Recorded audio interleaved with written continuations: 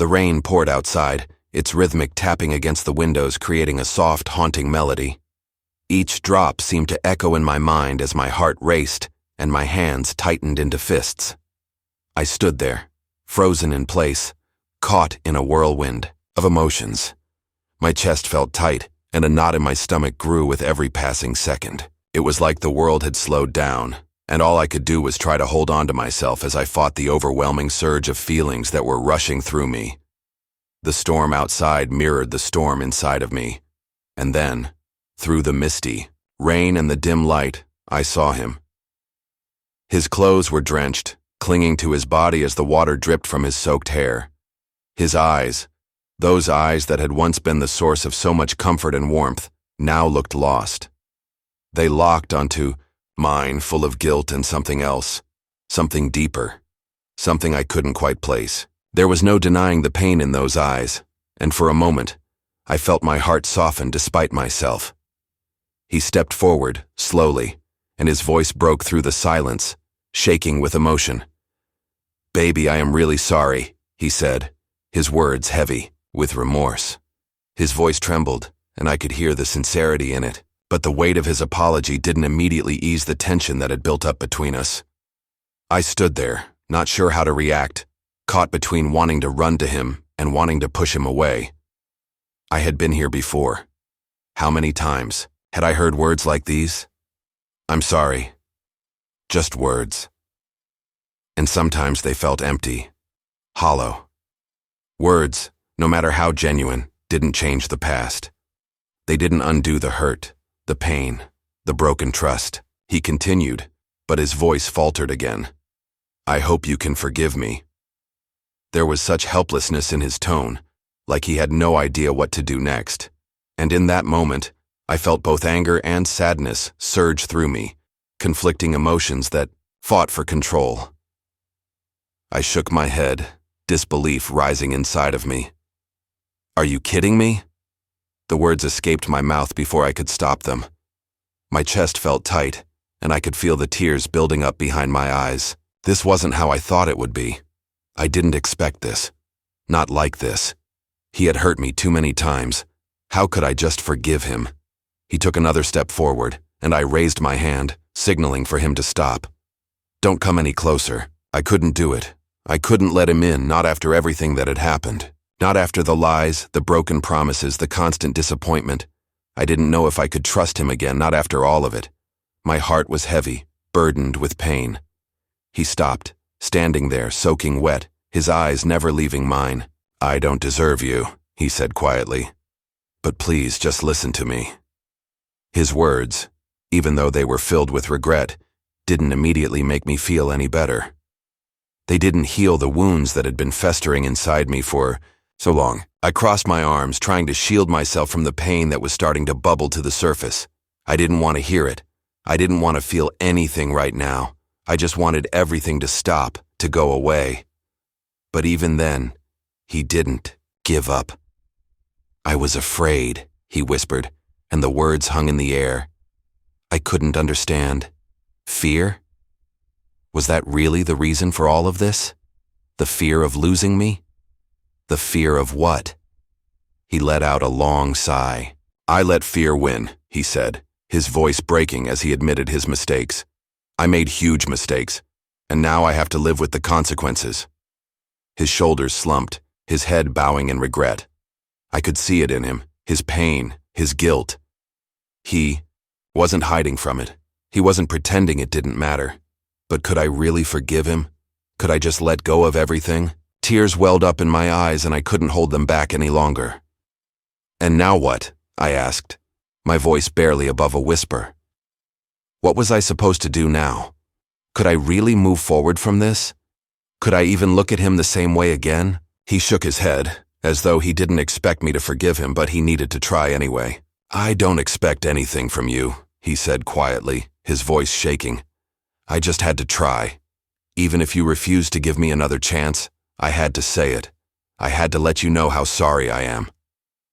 I looked at him, watching his expression, filled with vulnerability. I could see the tears welling up in his eyes as well, the raw emotion that he was trying so hard to hold back. His words didn't fix anything, but there was something in his tone that made me pause. Maybe he meant it. Maybe this was the turning point. But could I trust that? "I want you to hate me," he continued, his words coming out in a desperate rush. "I want you to forget me, but my heart won't let you go." His voice cracked and he closed his eyes for a moment as if trying to hold back more tears. It was unexpected. I had never heard him say something like that. It hurt to hear it. His words made my heart waver, but I didn't want to let go of the anger, the hurt. I didn't want to let him back in. "You don't just apologize," I said, my voice trembling with emotion. "It's not that easy." He nodded slowly, fully understanding what I meant. He didn't argue or try to convince me otherwise. He just stood there, drenched and broken. "I know," he whispered, "but I'm here now." His voice was steady, but I could feel the weight of his words. "I'm not leaving unless hope is truly gone." A heavy silence stretched between us, and for a moment I just stood there staring at him. My chest felt tight, my heart conflicted. I didn't know what to feel. Should I stay? Should I give him another chance? Or was this just the end of the road for us? "You can't fix everything," I said, my voice filled with pain. "You can't just erase all the hurt." His voice softened. "I don't expect that. I just need you to know I'm sorry," he said, his words sincere. "And I can only prove it by showing you that I will never hurt you again." I scoffed, shaking my head in disbelief. "You should have tried before," I muttered. The words were harsh, but they were the truth. He should have tried when it mattered. He should have fought for me when I needed him most. He flinched at my words, his heart clearly aching. But he didn't give up. "I don't know if you believe me," he said, shaking his head, "but I'm still the same. I'm just broken now, and I need to fix myself." The weight of his words hit me like a wave. I could see the struggle in him, the battle between wanting to be better and the pain of knowing he had already hurt me. "Don't change for me," I said softly. "Do it for yourself." He clenched his fists. "I will," he said, his voice filled with determination. "But losing you showed me who I really am. I didn't want to see it before, but now I can't ignore it. I know I messed up. I know I've hurt you. But I want to fix it. I want to be better." His words cut deep. I looked into his eyes, searching for any sign that he truly understood the weight of his actions. I needed to know if this was real, if he was truly committed to change. "Do you understand?" I asked quietly, my voice cracking.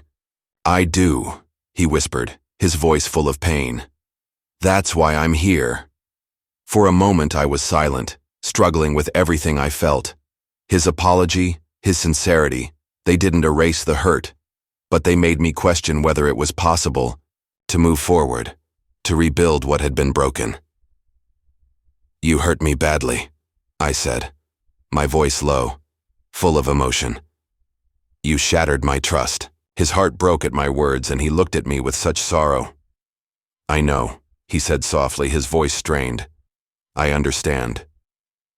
The silence between us was heavy, filled with unspoken pain and the weight of everything we had been through. He stepped closer, cautiously, not wanting to push me further away. "Let me do this," he said, his voice pleading. "Let me prove that I can change." I didn't know what to say. I didn't know if I was ready to forgive him, to open myself up to the possibility of healing, but I knew this much. The road ahead wouldn't be easy. It would take time. Trust wasn't something that could be rebuilt overnight. But for the first time in a long time, I allowed myself to feel a flicker of hope. Maybe this wasn't the end. Maybe, just maybe, we could find our way back to each other. And that thought, though fragile, was enough to keep me standing there, waiting for what came next. In the silence that followed, I realized that forgiveness, like love, was a choice.